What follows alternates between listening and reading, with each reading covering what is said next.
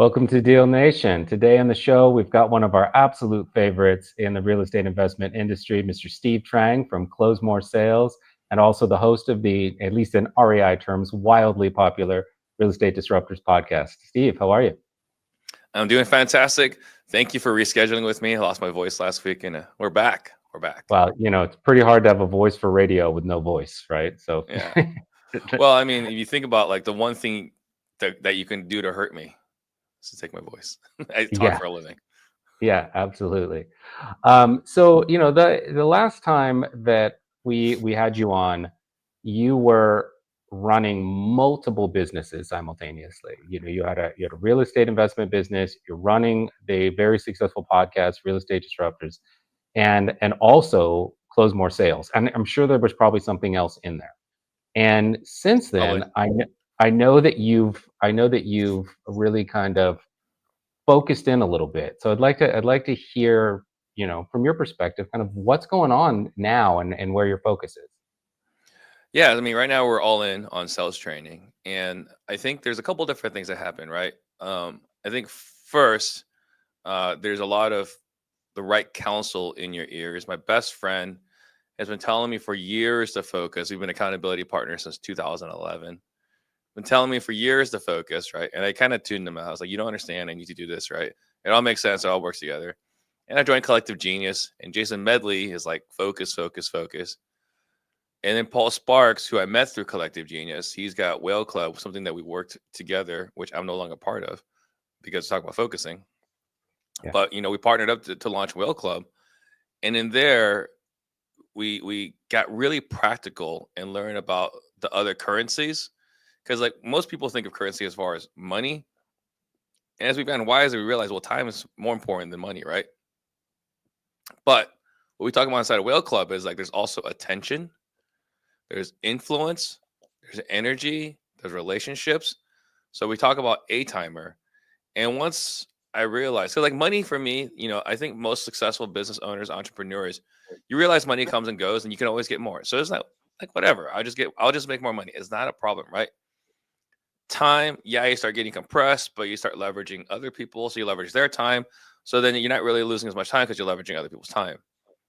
But attention is a resource that, man, it's really hard to spread that in multiple places. So I learned about focus. I took Insane Productivity from Darren Hardy, my mentor, gone through that program many times, and I understood the importance of focus, and I thought I was doing a good job of it. But once I look at it as attention and how I was just squandering my attention in multiple places, that's when I had the realization, like, look, I am trying to do too many things. I really need to focus on just one thing. And the other thing too is like, I've got friends that are doing big things. Like I mentioned earlier, my accountability partner, my best friend since 7th grade, he sold his company for a very large exit, right? 8 figures. And he's been in my ear, like, what are you doing? What business are you building that you can sell? Yeah. And then we got other colleagues who are building companies to be sellable. Maybe this is the comparison game, keeping up with the Joneses. But a wholesaling company is not a business that you can really sell. And even if you do sell, you're not selling for 8 figures. So right. I'm looking at what business I'm going to build that I can sell.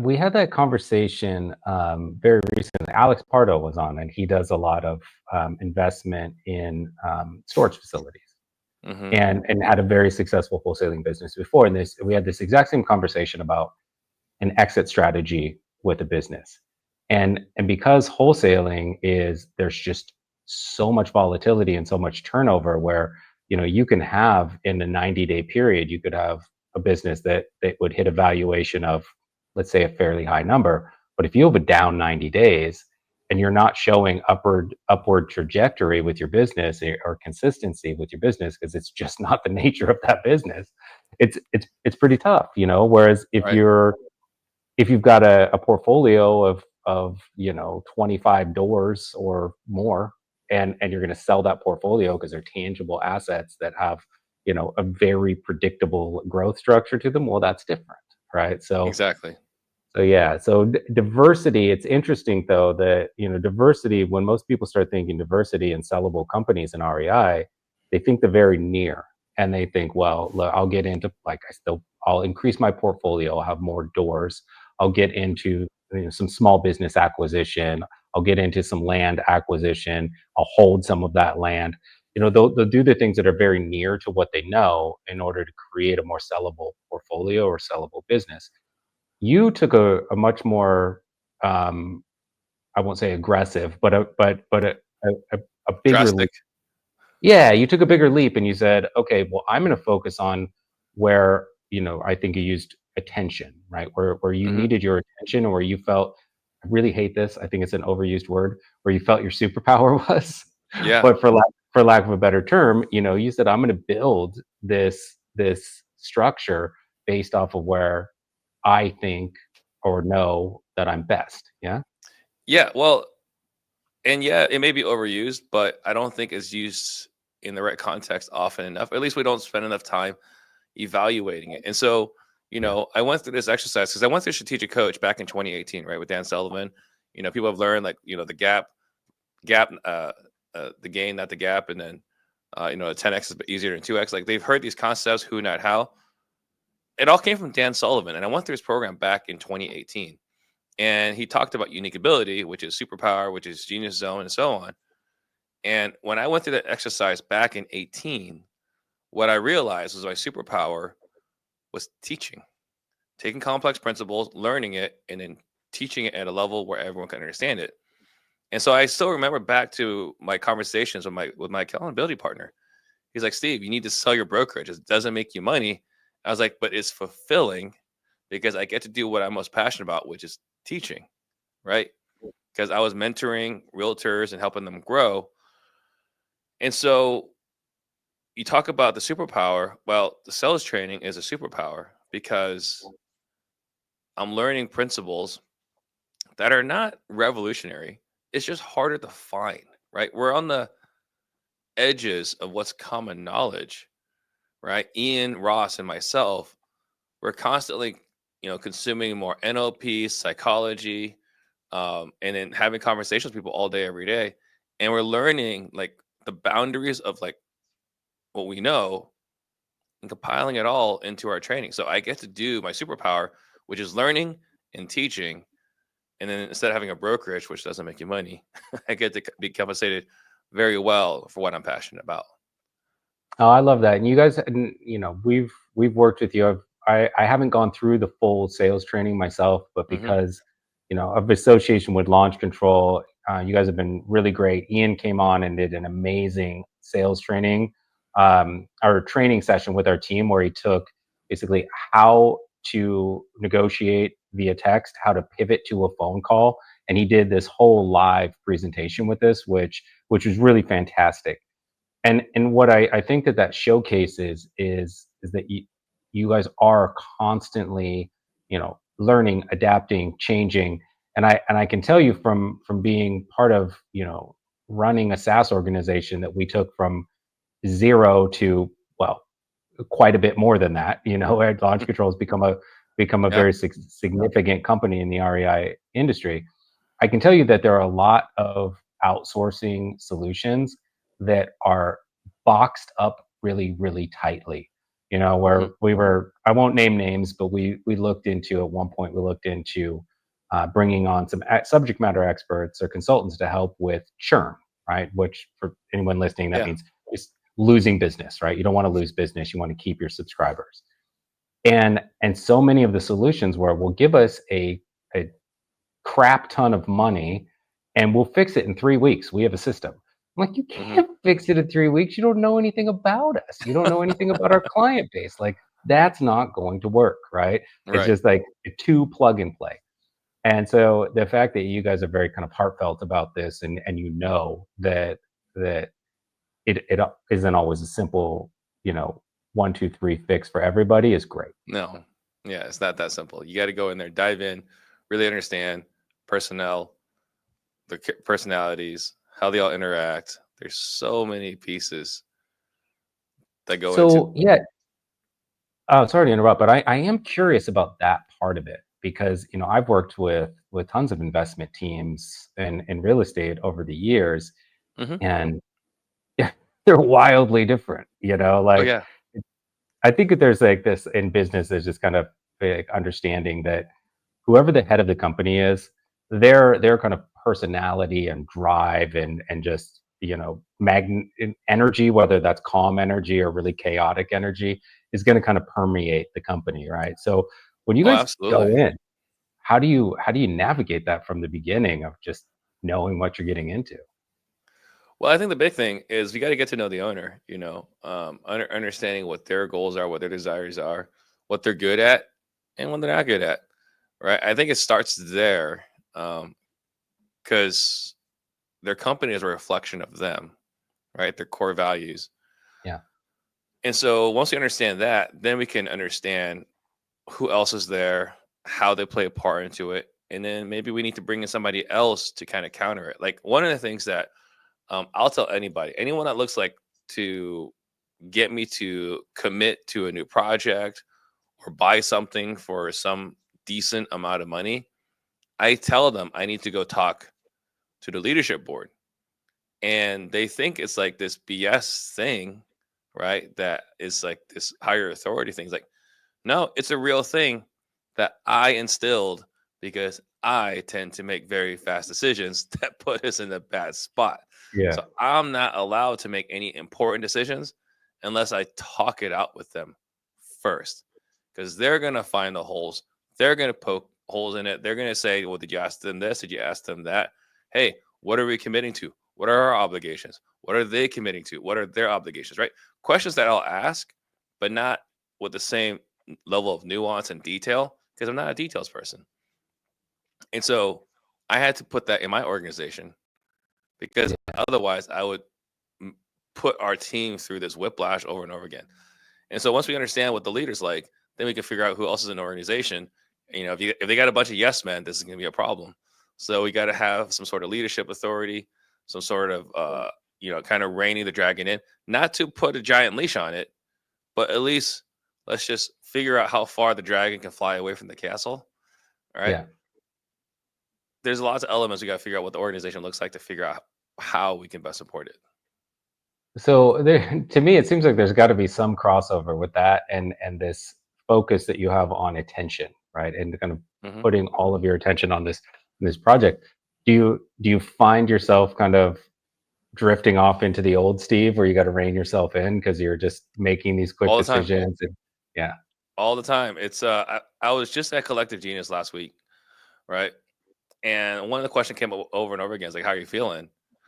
And my answer consistent was like FOMO. I'm feeling massive FOMO, right? I just fear of missing out, right? Like yeah, this guy's netting a million, this guy's netting a million. Like they're all doing really well, right? Brett Daniels in my market, he's doing well.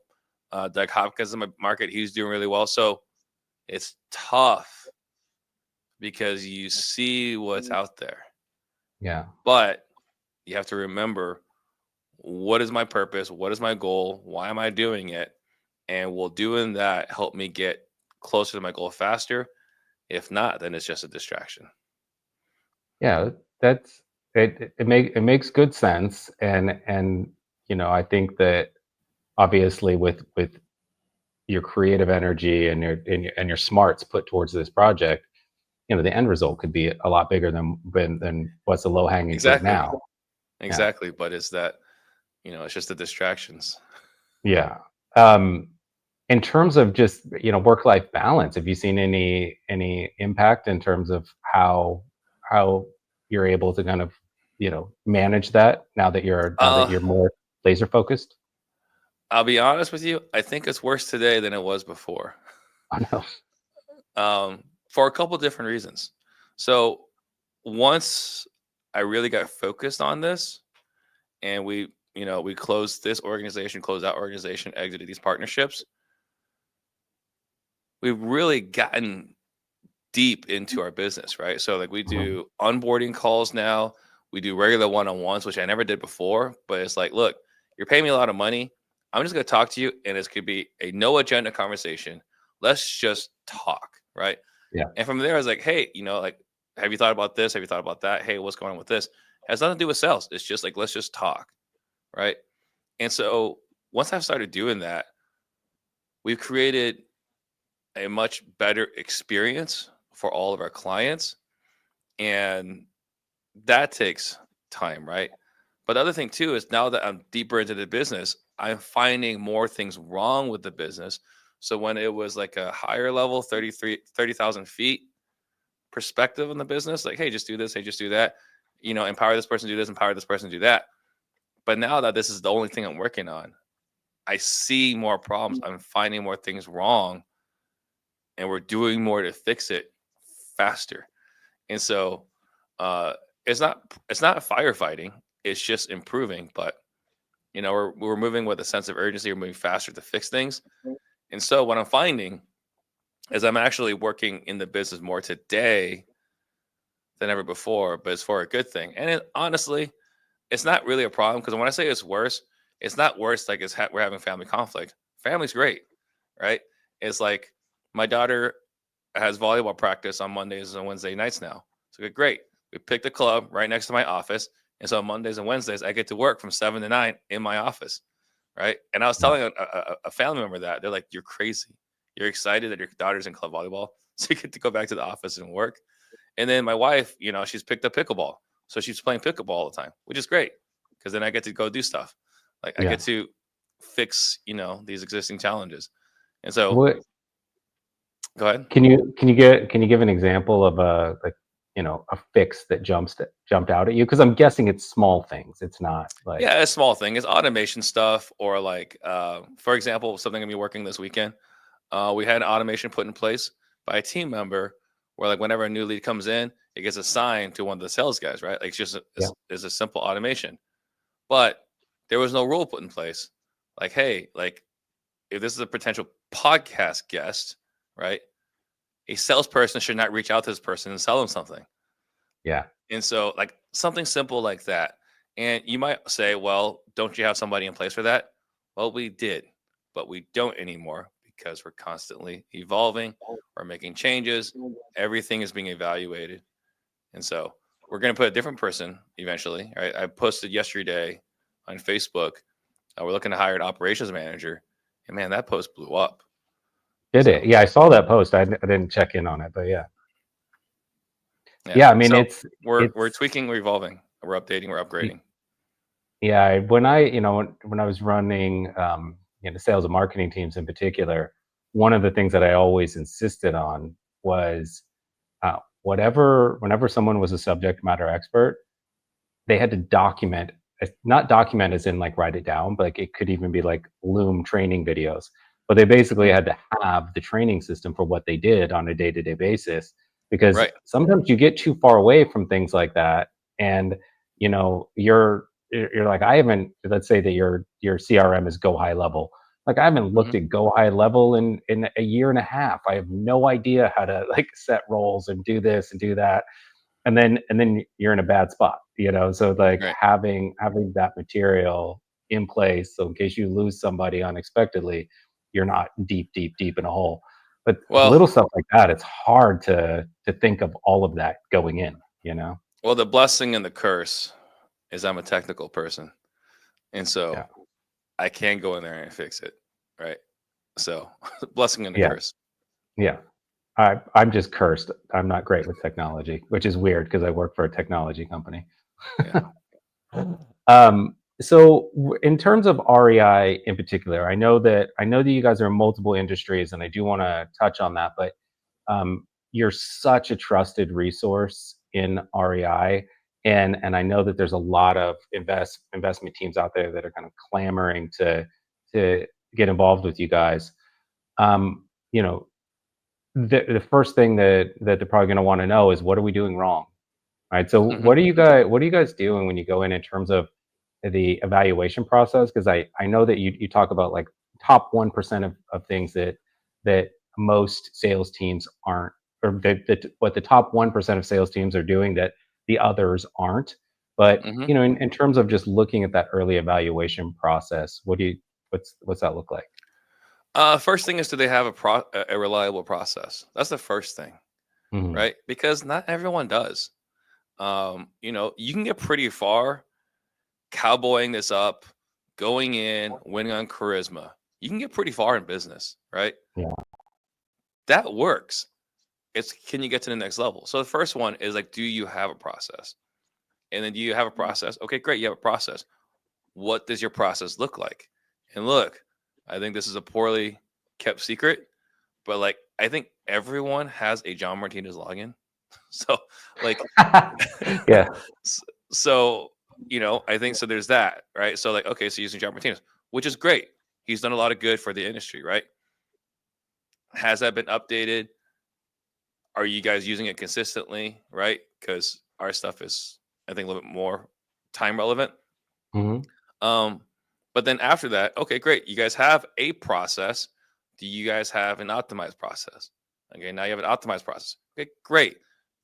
Is your entire team committed to following that process on every single appointment? Right? Are you Yeah. testing? I miss a step there. You have a process. Is it optimized? Great. Is it optimized? Are you testing for competence? Okay, you've tested for confidence, competence. Are you now gaining commitment that they'll follow it every single time? Right. Something we rolled out recently in our organization is that we have once an appointment is done and they've what's the word dispositioned it, the appointment. Hmm. There's fields we have in our CRM, which was why are they talking to why did they schedule the call? What is their ultimate desired outcome? Why are they looking at this now? Why are they considering us? What did you as a salesperson do well on this call? What did you as a salesperson did not do well on this call? Uh, what was the objection, or how are you responsible for that? What was the objection you couldn't overcome? And what did you not say on that appointment that you wish you would have said? Right? That's all documented. And as soon as the appointment is dispositioned, it goes into our Google chat. And then myself as an owner, and then as someone someone else in our organization as a sales manager, can see in real time what our salespeople are struggling with. Right. Yeah. And something like we can go jump in on and listen to the call and take it over. So um, commitment to the process, transparency, and to follow the commitment of the process. Those are I think those are just different levels of where you are as a sales organization. Yeah, I think something Ian and I talked about. I forget what we landed on as a phrase, but it was one of the things you guys are really great at is helping people earn more off of what they already have, right? Exactly. And there's so much in that level of optimization where you look at just if you could take your your sales calls in your organization in that sales funnel across reps, right? Depending on how many acquisitions people you have. If you can take that from 70% efficiency to 85% efficiency, 90% efficiency, what's the actual ROI value of that? I mean, probably hundreds of thousands of dollars every 90 days, depending on the size of your organization. A lot of Oh, money. 100%. 100%, Yeah. right? Like we were looking at it. Sean Terry is a good friend of mine. He's got this calculator that he shared with me. So I completely, rebranded it. Yeah. But, we're looking at if we can improve your average fee, right, from 15 to 20K, if we could improve your close rate, because you locked it up at a good price from 50% at 70%. If we can improve your conversion rate, right, from 8% to 12%, if we can take the time it closes, the length, the escrows are because you locked up a good price by 30 days, we're seeing like multiple six-figure returns on just investing in your sales team. Yeah. There's not a lot of places we can get a multiple six-figure return. No, absolutely. We do something similar with anybody that's coming on to launch control, and all of our focus from the customer success side, and everyone that comes into launch control as a dedicated customer success representative, it's all focused on inbox optimization and self auditing so that you Hmm. can improve processes once leads have come in. We never champion, or just send more messages. 'Cause we know that all of the money comes from the people that have already answered, right? That have already Right. replied. So like Exactly. very, very, very simple thing that we teach people to do. Don't send any messages but what is today? Tuesday? Don't send any messages on Tuesday until you've gone through your inbox to make sure you didn't drop any leads, right? To make sure there's nothing in there. And it can get more optimized, and you can get into like layered filtering so that you're going through your prioritization list and make sure that there are no leads left behind. But that simple self audit will often turn up, let's say 1.2 deals per month, right? Like a Yeah. non even number. 1.2 deals per month is well over $150,000 over the course of the year, right? Uh-huh. Probably over $200,000. It's huge, and it takes 5 minutes a day, right? So Exactly. that optimization thing, like that's it's really one of the things we really like champion and push, because there's just so much money in it, right? And if So they much. make an extra 200K by spending 5 minutes a day just looping back and looking for deals, we're going to keep them, right? They're going to remain a customer. So yeah. Exactly. Um, for the REI industry, especially distressed properties, there's well, I mean, you and I have talked about this. There's often kind of a sky is falling mentality when anytime Hmm. anything changes, but there are changes, and we have seen more of a pivot towards novations, for instance. That's becoming a lot bigger. We've seen in certain states some wholesaling specific regulations, not communications or engagement, but actually the practice of wholesaling. So in terms of shifts within the industry, has that affected your guys' training processes or sales evaluation processes at all? Or are you much more middle of the funnel? Yeah, I mean, there's a little bit, how to have the conversation. Like, I didn't invent creative. I didn't invent innovations. I didn't invent installment, right? Installment method. I didn't invent any of these things.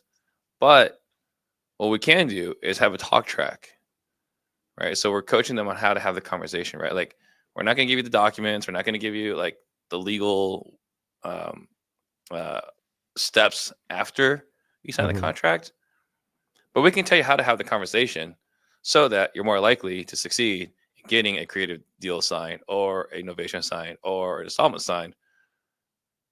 We have conversations around that. And then, not right now, but like 2 years ago, when interest rates hiked, interest rates went up, supply went up. Like, how do you have a conversation with a homeowner? And if you say, like, hey, I can't pay this price because interest rates are higher, because inventory is going up, they're gonna be like, well, I don't care. Like, I want my price. It is what it is, Yeah. right? My price is my price. And so like we coach a lot of people like, well, having a conversation like, well, Michael, like, what have you seen about interest rates going up? And then when you say, oh yeah, I have seen interest rates are going up, it's like, okay, well, if interest rates are going up and it's impacting affordability, how do you think affordability is going to affect pricing? And they're like, oh yeah, well, I guess it's less affordable, prices is going to go down. But the homeowner's saying it. And when the homeowner is saying interest rates are going up, but they verify interest rates are going up, or they verify the pricing is going down, now they're arguing in our benefit, the pricing's going down, right? So I don't have to say it. You're saying it. And when you say it, it's reality. When I say it, it's like, he's just a sales guy saying what he's got to say, right? And so those are the kind of like little bit of iterations, again, back in 22, like prior to 22 and 21, PPC leads, very rarely were you dealing with listed leads. 22, mid 22 and after, we're dealing with a lot of listed leads. So like we had to tweak the conversations um, on how to have conversations with listed properties. And, I launched lead manager training, and that was something that came up a lot on the lead manager training, how to deal with listed properties. And then we launched dispo training also in 22, because in 21, you didn't need dispo. Like, Mike, here's the price. You want it or not? Right. I got five Right. other guys. You want this property? You let me know where you're at. I need an answer by 2 o'clock this afternoon. Now we got a date. Hey, Michael, how you doing? Hey, you want to grab some coffee sometime? I'd like to learn some more about your business. Hey, the price you Yeah. came up with, your offer seems kind of low. How did you come up with that number? Oh, you paying 2 points and 12%? What if I can find you someone that was 1 point and 12%? Or wow, you're paying that much for rehab? what if I could find someone else who could do it cheaper, right? So like it's more relationship and service oriented. So like we've iterated with the times because you needed to. So I don't Yeah. know if that answered your question, but those are some No, examples. yeah, absolutely. The expression I always use with my teams is everything is a problem solution dynamic. Mhm. And you need to get them to give you the problem so that you can provide the solution. And Exactly. one, I've like had you guys have gone through some of this with me and gotten me to give answers, right? And it's a lot of people that are brand new to this, like you hear them give a speech and wait for a reaction, right? Yeah. It's like, yeah, so look, I can give you cash for your house. Here's what I'm thinking, and give you this amount of money. How's that sound to you? And they're like, listen, listen, listen, listen. No, Hmm. right? And you Right. don't have that. You don't give them the option to feel like they're in control of the conversation, and they are. I think Ian used this expression like the hero of their own story, or Yep. they yeah. Exactly. And so, yeah, you don't give them that opportunity to be like, look, I'm in charge of this. I'm the one leading these negotiations. I'm the one providing the answers. And by giving them, putting them in that sort of lead role, you can guide them back to where you want them to be. So Yeah. you guys giving people tons of really easy to follow and easy to implement ways of guiding conversations that way, I think is just absolutely invaluable. Yeah. I mean, another way to picture it, because E and I are 100% on board with the hero's journey and being the hero of their own story. Another way to picture that same dynamic is like, look, you got a hero and that they were trying to achieve an outcome. You're just shining a light in a dark room to get to that path. You're just Yeah. asking questions so that they're picking up the breadcrumbs along the way to get to the final Yeah. destination. So for you guys with the teams that you work with, because I know that in the real estate investment industry, there's a lot of it's entrepreneurs that then become larger business owners, and they're Hmm. still very hands on in a lot of different things. But eventually, to get to that 7-figure plus kind of business model, you have to step away. You have to do what you did and take your attention and put your attention in specific areas. So when working with these teams, I guess it's sort of a two-part question. Like, how do you keep the entrepreneurs or the owners from being kind of too dominant within the organization? And then what kind of structures are you think are like the best avatar structures for a team to have so that the sales training that you guys give can become kind of evergreen, right? So it Yeah. doesn't get lost with a single person being lost. Yeah. The first answer to the first question is kind of like what we talked about earlier, is like getting to know yourself, right? Mhm. Because like getting to know yourself also means like getting to know your purpose. Like, what are you trying to accomplish? And we figure out what you're trying to accomplish, then we got to figure out how to get your business to help you accomplish that, right? And generally, the people we're working with, they're ready to kind of figure that out. Most of them, right? They already figure out what their purpose is and how they want to get there. Well, the thing is, no one ever said I would be a sales manager when I grow up. I don't know a single person on the planet who said I wanted to be a sales manager Yeah. when I grow up, right? And so they've got their thing that they want to accomplish, whether it's building assisted living facilities, building apartments, building this next business, whatever it is, some sort of philanthropy, building houses in Mexico, whatever. Like, there's something that they want to do that, with Maslow's hierarchy of needs leads to significance and impact. Yeah. Well, if you're trying to do these things, you training your sales team isn't the thing that's going to get you there, right? I think you got to train your sales team. If you don't have a sales trainer, 100%, someone's got to train your sales team. Someone's got to manage your sales team. But if you're trying to do your epic life goal, training your team is not the thing, especially if you look at like the cost for someone to come in and train your team up is less than a full-time employee, right? We're talking like minimum wage somewhere in the, Alabama, Mississippi, or cheaper than that person. Yeah. So to not invest in your team, for me, right, when you know that sales is the single biggest lever in your organization, to not do that, it shocks me sometimes. sometimes when people are like, yeah, I don't want to invest in it. It's like, okay. Right, but what's the direct marketing or direct mail bill for that month, or what's the overall marketing spend for that month? And got a It's 50 like 50 grand a month marketing spend, right? I remember I used to spend, you know, I don't think it was tens of thousands at this point. I think we're around 10,000 a month.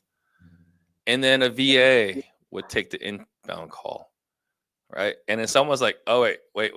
So you're spending thousands to get Yeah. people to call in, and you feel fine spending $6 an hour on the first impression of your company?" I was like, "Ouch, that hurts."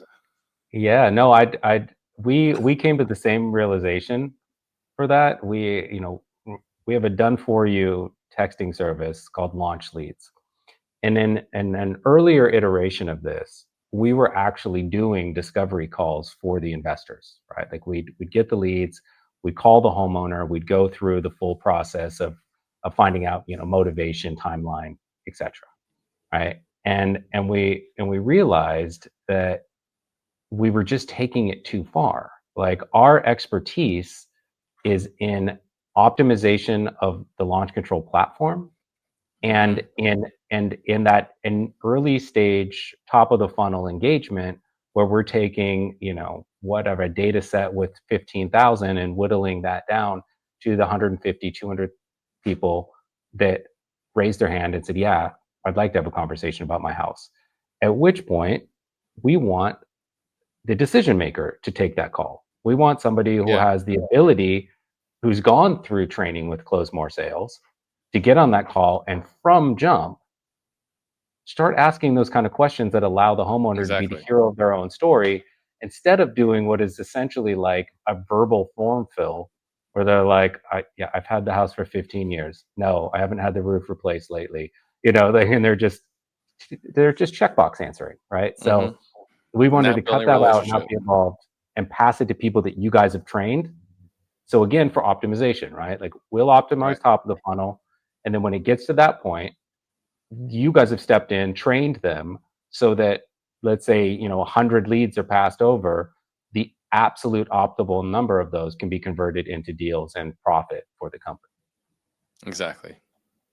So those are kind of a couple of examples of outsourcing, right? Like you can Yeah. outsource all of your text engagement to launch leads. You can outsource really high level training for your team that sticks, right? Like you Mm-hmm. got, if done well and your team implements it well, that has a very evergreen kind of impact on the company. But you don't obviously want to outsource everything.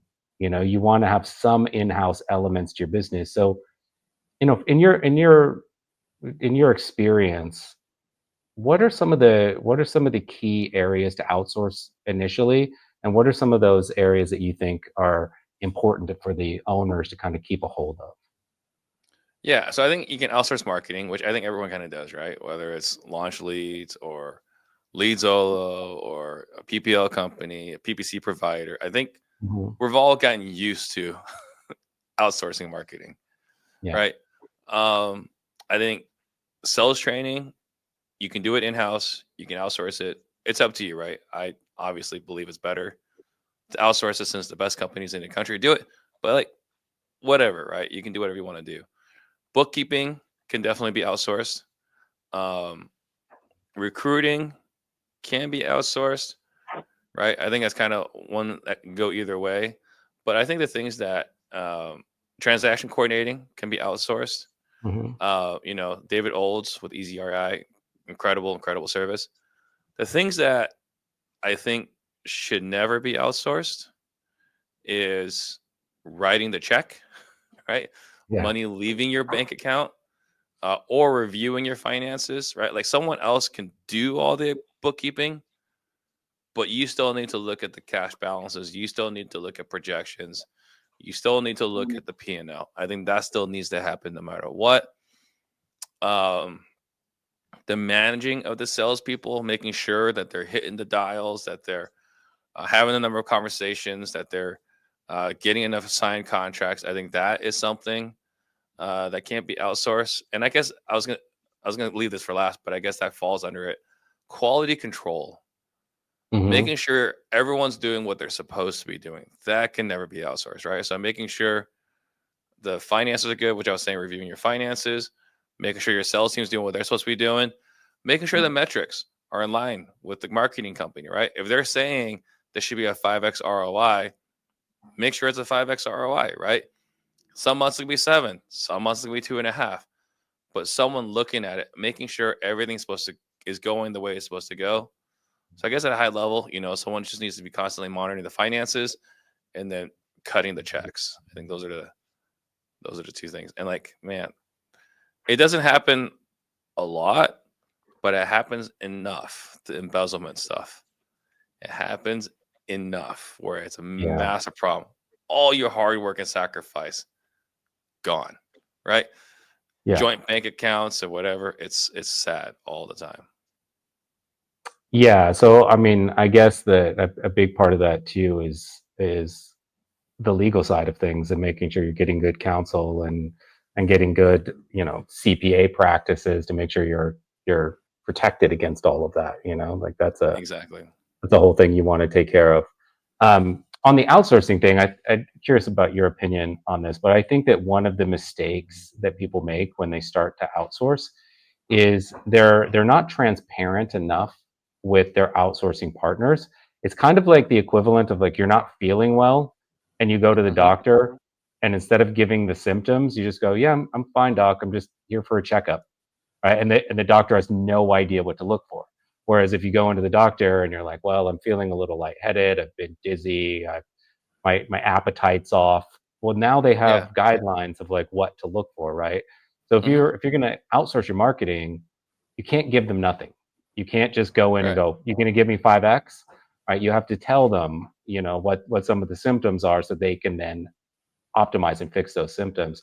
And I think you guys probably up against this challenge too. Just like, well, make us better. Okay, Hmm. well, what's sick? What's not working? Yeah. You know? Yeah. And that's part of the onboarding call that we do now, right? Yeah. When someone works with us, let's understand your business. One of the key questions we ask in there is like, what are the obstacles and obstructions that you're dealing with today? It doesn't have to be sales related, but like, what are the things today that are in your way so we can start focusing on that right away? Well, and sometimes there's crossover. Like one of their A lot of times it's crossover. yeah, like if somebody comes to you and they say, for instance, like we're not converting enough of our marketing leads. Hmm. Okay. Well, what's the first point of handoff? Oh, you've got a VA picking those up before they even get to your acquisitions team. So you've got a Right. VA talking to sellers, and you guys aren't stepping in. You don't even touch the pipeline until the second call. What do you guys Right. think about that? Like that kind of thing, that kind of crossover is that's part of the diagnosis process. Yeah. Yep. The lead handoff from the moment the phone rings until it gets into dispo and closed. Yeah. What does it look like? Um, All right, so one last little section here that I want to get to, and then I'll let you go. Try to get you out of here on time, as close to on time as possible. Um, I know you guys are venturing into some new industries and really kind of applying your processes to help industries outside of REI kind of capitalize on Yeah. what you teach. So can you tell us a little bit about that? Some of the areas you're venturing into. Yeah. So we right now we got one client, PPL provider, right? How to have conversations to A, onboard somebody, but B, deal with the complaints because they come, Hmm. right? So how to deal with the complaints. And we're seeing drastic improvements, even just from the retention component. So we got that. We're having a conversation with a hard money company. I think that's going to turn into something, which like hard money companies make so much freaking money. I don't know why they don't do more of it, you know? Yeah. And then I know Ian's working with somebody. He's got a debt collection company, which is sales, right? I love like if I see a resume debt collection, I want to hire that person because they know how to deal with tough conversations with people in a bad spot, right? Yeah. So yeah, he's working with somebody. I think we're going to be onboarding in debt collection. And then, we want to expand to home services, roofing, solar, realtor. I'm talking to somebody right now. He is like one of the top 5 realtors in the country. I was like, look, how about we just joint venture on this? You go promote it and we'll do all the work, and it would just give you a piece of everything. So yeah, we're looking at multiple avenues because I think the world needs it. There's a lot of bad salespeople out there that can use a little bit of work. Yeah, and that it's there are two sides to that, right? There's the impact that a bad salesperson has on the company and the Oh profitability of the yeah. company, but there's always a person that's being sold to, and that person Hmm. has to sit through that bad experience. If you're Oh yeah. if and especially when you're talking B2C, right? And you've got, home services, and you've got people reaching out to homeowners, and they're just god awful at selling solar or selling roofing or whatever, and they're not, again, letting the homeowner or just the consumer be the hero of their own story, and they just have to listen to somebody else kind of natter on about whatever. That's They have to deal with that, so the Oh more yeah. that we can fix sales processes to give a better user experience to the person on the other side, that's just a benefit for everyone. Yeah. Everyone's happier, right? Yeah, Everyone's happier with a good sales experience. The customer's absolutely. happier. The salesperson's happier. The sales manager's happier. The owner's happier. Let's just give good experiences to everybody. Yeah, well, let's get everybody looped into close more sales, and then, Yeah. I won't have to deal with bad sales people anymore. It'd be great. Exactly. All right, Steve. So, anything that you and Ian are looking to promote coming up that we should let the audience know about? Um. So we have the script giveaway, as well as a script review. So we have our own script, but also a script review, as well as our book, Active Listening 2.0, and then some additional bonus modules. If anyone's interested in that, they can text the phone number 33777, the word script, so SCRIPT 33777. You get a complimentary script review with Ian Ross himself. He No. loves doing those things, so take advantage of it, no cost. Yeah, so everyone listening in, we'll put that into the episode description so that you've got it if you weren't able to jot it down.